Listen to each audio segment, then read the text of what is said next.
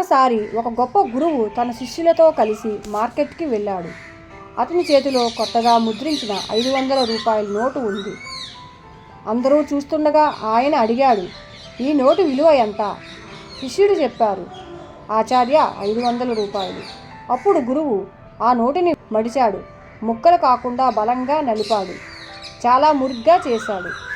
తర్వాత మళ్ళీ అడిగాడు, ఇప్పుడేమంటారు, విలువ తగ్గిందా?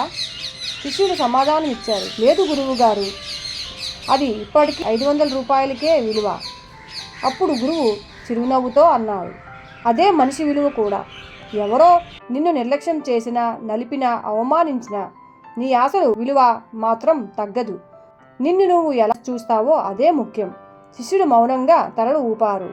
ఎవరైనా నిన్ను చిన్నగా చూస్తే నీ విలువ తగ్గదు. మనిషి విలువను పరిస్థితులు నిర్ణయించవు, వ్యక్తిత్వం నిర్ణయిస్తుంది. నిన్ను నువ్వు గౌరవిస్తే ప్రపంచం నీ ముందు వంగుతుంది.